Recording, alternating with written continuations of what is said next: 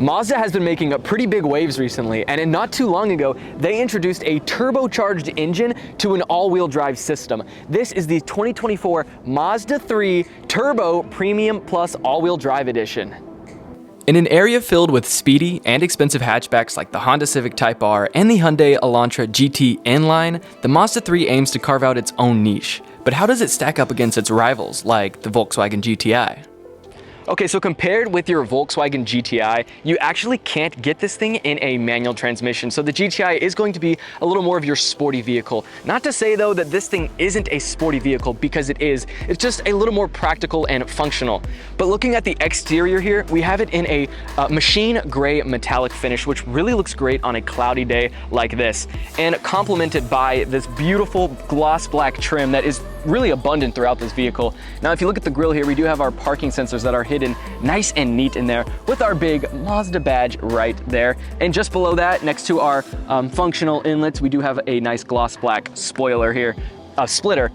Now, as we go down just a little bit, you'll notice this character line that runs across the hood and kind of into these LED headlights. Now, this is really nice because this vehicle is kind of designed for aerodynamics and kind of performance, because it is still a sporty hot hatch. And as we look down at these wheels here, these are gloss black with gloss black 18-inch rims. And again, that gloss black is prevalent throughout this vehicle, and it looks just really sporty. Now, this thing weighs 3,397 pounds, so it is 200 pounds heavier than the Volkswagen GTI. Looking at the rear end of this vehicle, I mean, it's your signature hot hatch styling. We're getting nice and big and bulky towards the rear, but that is because we have plenty of functionality in here. But before we jump in to see what's inside, we have our SkyActiv G and Turbo badging right there. And across the way, we have our Mazda 3 all-wheel drive badging. And I really like how they kind of divided it up evenly, and it looks really clean and it's not too flashy. In addition to that, we have our LED taillights on our signature Mazda style, just like the front. And from a mile away, I mean, you can tell this thing is a Mazda. And as we get even further, we do have our rear parking sensors here and there. And just below that, we have functional exhaust tips, one on your left side and on your passenger side. So with that being said, let's open this thing up and see what's inside. And would you look at that? That's not too shabby. Plenty of trunk space. You're looking at 20.1 cubic feet of space. And when you go ahead and fold down those rear seats, you're looking at 47.1 cubic feet of space. And you also have this little shelf here that can be, put down with these little clamps here to kind of organize your luggage any which way you'd want it. So let's go ahead and shut this. Look at how easy this thing closes. And I almost forgot, check out this rear spoiler up here, really adding to the sportiness that this vehicle is, trying to give off. Now with the exterior wrapped up, let's go check out what lies underneath the hood. All right, let's check out what's under this hood. Ooh, this thing's heavy. We got a pop rod, and we do have an arrow letting us know where that pop rod goes. Nice. Okay, so what exactly lies in here? Well, this is your SkyActiv G turbo engine. So this is a 2.5 liter, 4-cylinder turbo engine making 250 horsepower, 320 foot-pounds of torque with premium gas. Now this gets a 0 to 60 in around 5.8 seconds, so it is pretty quick. Now gas mileage, what are we really looking at? Well, combined, we're looking at 26 miles per gallon. That would be 23 in the city and 31 miles per gallon on the highway. Mazda says their iActiv all-wheel drive system constantly directs torque to the wheels with the most grip to help optimize performance in nearly any weather. Its performance and all-wheel drive capability make it a compelling option for those seeking a blend of sportiness and practicality. Moving inside, the Mazda 3 has a sleek cabin design with premium materials, soft touch leather surfaces, and nice red accents that create an upscale ambiance. But it's not without its drawbacks. While the seats are decently comfortable and supportive, rear legroom falls a little short. However, the versatile cargo area with the fold-down rear seats adds more practicality for everyday use. Hopping in the interior here, it is really nice. Compared to the GTI, this has a much more refined interior. Look at all of this soft leather. We have a nice red and black color scheme going on, making it feel even more sporty. Now, these seats are You know, they're made of that soft leather, but I'm gonna be honest, they are a little bit hard. But the heated function is super, super hot, so it kind of makes up for, you know, sitting in this seat. It does grip me really nicely, especially when I'm going around those corners. And with that all-wheel drive system, I mean, this thing's kind of fun. But looking at our infotainment system just right off the bat, this is a 10.25-inch, not a touchscreen display. And it's a good thing it's not a touchscreen because it's kind of, I'd be having to go, you know, pretty far to touch that screen. Everything is controlled by this little joystick here. Now, like the CX-30 that we reviewed, it also had this, you know, joystick. Now, this is great for someone who is used to working a controller because it definitely is a learning curve trying to listen to the radio or pretty much do anything in this vehicle unless you're using Apple CarPlay or Android Auto, which does come equipped with this car that is wireless.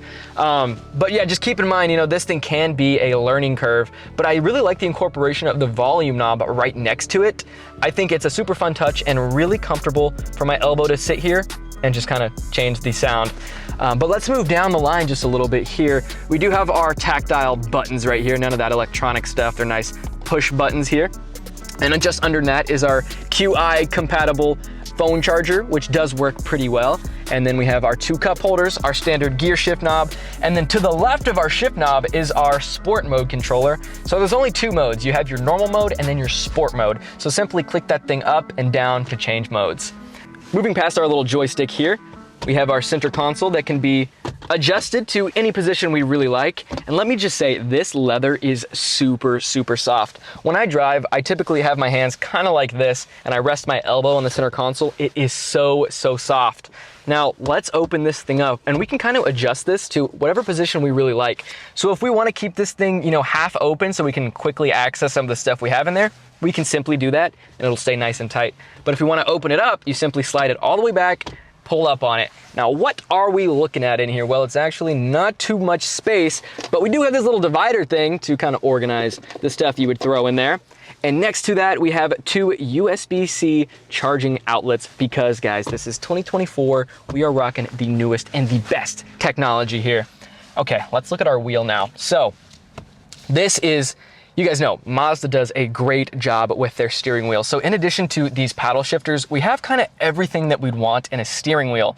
We have our cruise control following distance, our cruise control speed buttons. We have our volume knobs and our source information so we can skip our songs and pretty much do everything we need to do simply from this wheel. And as we look at our gauge cluster here, so the left and the right side gauges will be analog and your middle speedometer gauge will be digital. So I guess they're kind of doing a little hybrid-esque system, you know, switching it up between electronic and analog. You guys know me, I love analog stuff, but it does work fine in this vehicle. And honestly, I'm not really looking at that center gauge because the heads-up display that we get on this vehicle is shows your speedometer and pretty much everything you need as well. But to the left of that, we have our little buttons here that help with our parking and just 360 monitoring. So we have our 360 view camera, which makes parking this thing really, really easy because, you know, it is kind of lower to the ground. When you're pulling into parking spots, you know, it's super convenient to just push that button and see how close you are to the curb. You don't want to split your splitter. Okay, and as we look down just a little bit more, we do have our 2 memory adjustable seats. Now, this seat here for your passenger is not power operated, but this one here is power operated. And we do have our Bose 12-speaker premium sound system kind of built into these door panels here with this, you know, red stitching with even more of that red stitching. It just looks so good. And that's pretty much it for the front of this vehicle. Almost forgot. Our moonroof up here, nothing crazy, nice and small, but it does fit this vehicle quite nicely. And with that being said, let's hop in that rear. Looks kind of small back there. Let's see how much space we got. All right, guys, sitting back here, I feel very cramped. Now, this only has 35.1 cubic feet of space for your rear passengers. And you know what? It's not too shabby, but I'm not the tallest person in the world. We had our coworker who is like 6'6" try and sit back in one of these things. And I mean, he was all cramped over, could not survive a road trip or really any driving in this thing. So this is definitely, you know, targeted for maybe a smaller individual, at least for the rear back here. But other than that, it is gorgeous looking. The seats are nice.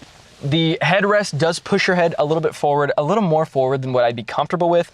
We don't have any pockets for the driver's side seat, but we do have it for the passenger side. Now, we have seen that before in other vehicles. I'm still not quite sure why that is a thing, but you know what's weird is we don't have any AC units back here, so it's going to be, you know, kind of hot unless we have that airflow blowing right at us. And we also don't have any charging ports back here.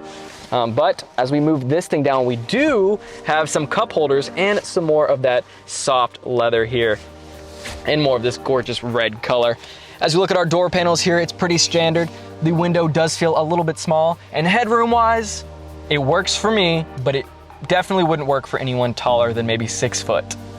On the road, this Mazda 3 Turbo maintains its reputation for sporty handling, thanks to its Skyactiv platform and responsive steering. However, the switch to a torsion beam rear suspension may affect extreme handling situations, though it strikes a good balance between sportiness and comfort. All right, guys, let's take this thing for a spin. Now, what I really like about this thing is just how nimble it is. So for corners, you can really shred through them because of that all-wheel drive system. Now, let me take a left turn here and give it some gas for you guys. We have a 0 to 60 of 5.8 seconds, so here we go. There goes my phone. Probably not the best place to be speeding, but it is pretty quick. Now, there is some turbo delay for this vehicle, and you combine that with its kind of heavier pedal, it can be a little slower at these low speeds. You know, it really shines when you're almost going highway speed and you put it into sport mode, then that's where the fun happens, okay? And, you know, just going around corners, this thing is just a blast to drive. So I'm gonna give it some more gas here. All right, here goes nothing. Gassing it. Yeah. My foot was on the pedal, but it took a while for the car to actually go somewhere. And you know, that's probably my biggest gripe with this vehicle. I would love just a little more responsiveness from the pedal and from the turbo. Let's get on the highway here and give it some more of that gas. We're officially putting this into sport mode. Let's do this thing. All right, we're at a standstill. All right, making the turn. Full throttle, let's do this. Foot on the pedal. 60 miles an hour. It's pretty quick, but again, there's some delay, but it's still really fun. So let's test this thing out on some highway speeds. You know, wind noise actually isn't too bad for a vehicle like this. Also, it's definitely a plus. And when you add that Bose speaker system, it sounds so good. Like, let me tell you, that bass is so crisp, so loud, and just, it's really one of the best sound systems we've featured on this channel. All right, so I'm going 63 miles an hour. Let's cut up some traffic. Yeah, this thing is super aggressive. This steering wheel is nice and tight. And you know, just the smallest touch of this wheel, that guy almost cut me off. With the smallest touch of this wheel, you know, it wants to kind of move. It really feels aggressive. And our heads-up display is super cool. So as soon as we get too close to a car in front of us, it just gives us a little notification on that heads-up display to maybe back off just a little bit.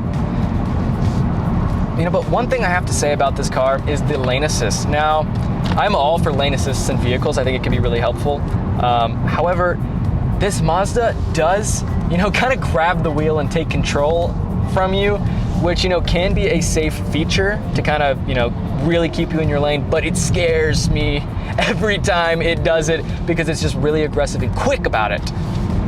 Keep that in mind.